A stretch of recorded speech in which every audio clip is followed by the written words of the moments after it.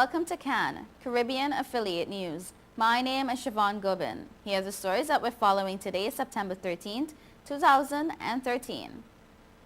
In international news, a bill will give illegal U.S. immigrants a right to driver's license in California. The UN says 6.6 million children under 5 died last year. Scathing obituary about abusive mother goes viral. And a U.S. teen convicted of killing baby in stroller is sentenced to life in prison. Details on these headlines and more when we return.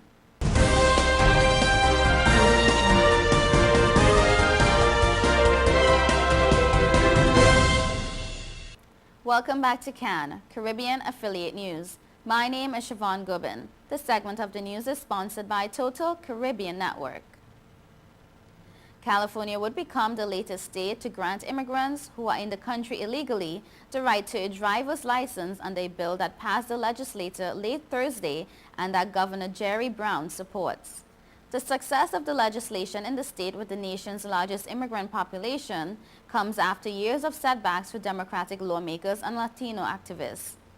The State Assembly approved the bill on a 55-19 vote late in the evening hours after the Senate passed it on a 28-8 vote. The Democratic governor issued a statement indicating he would sign it into law, which would make California the 11th state to allow immigrants to apply for licenses, according to the bill's author. And I quote, "This bill will enable millions of people to get to work safely and legally," Brown said in a statement issued immediately after the Assembly vote. Hopefully, it will send a message to Washington that immigration reform is long past due. The approval on the final day of this year's legislative session was a surprise. The author of AB 60, Democratic Assemblyman Luis Alejo of Watsonville, was prepared to put his legislation on hold until next year because of opposition from immigrant right groups. They had objected to a provision that calls for the licenses to be given a special designation, fearing the different look could lead to discrimination. The legislation was revived after lawmakers persuaded some of the activists to drop their objections. Alejo was elated as he presented the bill on the Assembly floor. Several other attempts had passed the legislature only to be vetoed by previous governors. Alejo said the author of most of those, former state lawmaker Jill Cedillo, had asked him to continue pushing the issue. The bill could allow some 2 million people in California to drive legally by allowing immigrants with proper identification to apply for a license. In the Assembly, Republican lawmakers who opposed the bill said granting a license with special markings to Californians illegally in the state would put employers and landlords in a conflict between complying with state and federal laws. Assemblywoman Diane Harkey, Republican Dana Point, pointed to the card's notice, which will state that it is only an ID for driving and that it does not establish eligibility for employment, voting, or seeking public benefits. Childhood death rates around the world have halved since 1990, but an estimated 6.6 million children under the age of 5 still died last year, the UN Children's Agency said today. Nearly half of all children who die are in 5 countries: Nigeria, Congo, India, Pakistan, and China. Progress can and must be made, said Anthony Lake, UNICEF's executive director. When concerted action, sound strategies, adequate resources, and strong political will are harnessed in support of child and maternal survival, dramatic reductions in child mortality aren't just feasible, they are morally imperative, he says. The top killers are malaria, pneumonia, and diarrhea, the report said, taking the lives of about 6,000 children under age 5 daily.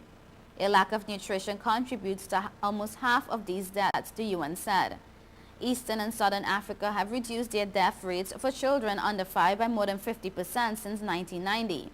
West and Central Africa are the only regions not to have at least half the number of children under 5 dying over the past 22 years. Nigeria bears more than 30% of early childhood deaths for malaria and 20% of the deaths associated with HIV. Globally, the country accounts for 1 in every 8 child deaths, the UN said. While these numbers are grim, the rate of improvement globally seems to have plateaued at about 4% improvement per year since 2005, the report said. The estimated numbers are based on solid data from about half the world's country, and for regions with the biggest problems, they had to rely on modeling techniques. Countries like Bangladesh, Ethiopia, and Brazil showed tremendous progress due in part to increased community health care. Affordable and increased interventions like treated mosquito nets, medicines, rehydration treatments, and improved access to safe water help improve the early childhood death rate in other countries as well. But improvements were not as bold in countries like Nigeria, Congo, Sierra Leone, and Pakistan, the report showed. Lake said a new sense of urgency was needed to improve the figures. Anyone expecting a sweet remembrance of the life and times of Marianne Theresa Johnson Reddick wasn't for a surprise if they opened the obituary pages this week in the local newspaper. And I quote, "On behalf of her children, who she abrasively exposed to her evil and violent life, we celebrate her passing from this earth and hope she lives in the afterlife, reliving each gesture of violence, cruelty, and shame that she delivered on her children." The scathing obituary begins.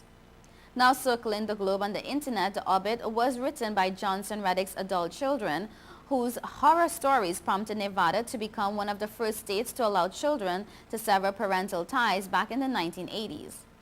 Johnson Reddick died at the Reno nursing home on August 30th at the age of 79, according to her daughter Catherine Reddick, 58, now a psychology consultant for a school district outside Austin, Texas.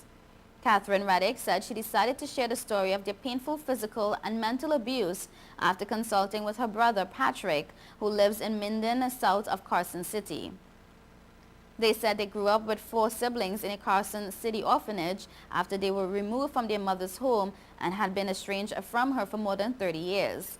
And I quote, "Everyone she met, adult or child, was tortured by her cruelty and exposure to violence, criminal activity, vulgarity, and hatred of the gentle or kind human spirit. Our greatest wish now is to stimulate a national movement that mandates a purposeful and dedicated war against child abuse in the United States of America." 6 of Johnson Reddick's 8 children were admitted to the Nevada Children's Home from 1963 to 1964 after they endured regular beatings, sometimes with a metal-tipped belt, and other abuse at the hands of their mother. He said, Patrick Reddick said he's had phone calls from all over the world about the obit. "Everything in there was absolutely true," he told the Associated Press on Thursday, describing her as a wicked, wicked witch. He said they wanted to shame her a little bit, but that the main purpose for putting it in there was to bring awareness to child abuse, shame child abuse overall. Reddick and his sister, now 57, testified before the 1987 legislature on bills to make courts give equal consideration to the best interest of a child when terminating parental rights. Former state Senator Sue Wagner, who had authored the legislation that ultimately was signed into law, remembers meeting with them at the time. She told reporters in Reno that it was one of the reasons Nevada became one of the few states to address the issue at the time. Little else is known about the woman. The Reno newspaper reported that she lived in a mobile home with 15 cats up until she was hospitalized in May for treatment of bladder cancer. A teenager convicted of fatally shooting a baby in a stroller was sentenced on Thursday to spend the rest of his life in prison with no chance of parole after the grieving mother asked a judge to punish the gunman for taking the love of her life. DeMarquise Elkins, 18, stood silent and showed no emotion as he was sentenced in a courtroom less than 2 weeks after a jury found him guilty of murdering 13-month-old Antonio Santiago during a robbery attempt. His first word was never heard. His first sentence was never said, Sherry West, the baby's mother, said through tears on the witness stand as she read a statement made to rhyme like a poem in a nursery rhyme. He never got to sleep in a toddler bed. The baby was in a stroller and halfway walk with his mother when he was shot between the eyes on March 21st in the Georgia coastal city of Brunswick. Elkins was spared the death penalty because the killing occurred when he was 17, which the U.S. Supreme Court has ruled is too young to face capital punishment. Under Georgia law, the only possible punishment for Elkins were life with or without a chance of parole. But Elkins' defense attorneys told Judge Stephen Kelly that life without parole was too harsh for such a young defendant. They introduced court documents from the past 7 years showing Elkins had been neglected by a mother who struggled with drug abuse and sometimes left him at home alone without food.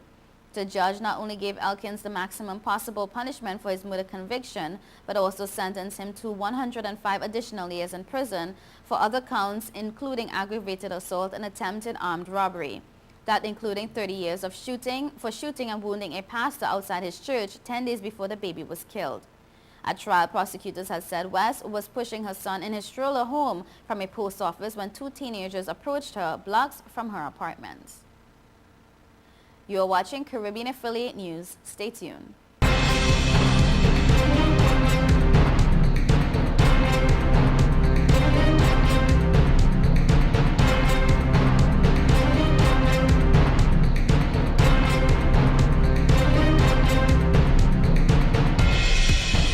Mom, let you take your car out. This is awesome. It's time to grow up. You're crazy. Little while Faster, faster. Stop. It'll all be alright. I raised my son to be careful, Hey, sweetie. Hey, Mom. but just to be safe, So don't you worry. I got a Subaru. Love. It's what makes a Subaru a Subaru. Coleman Subaru, 1710 North Alden Avenue, Ewing, New Jersey, or ColemanSubaru.com.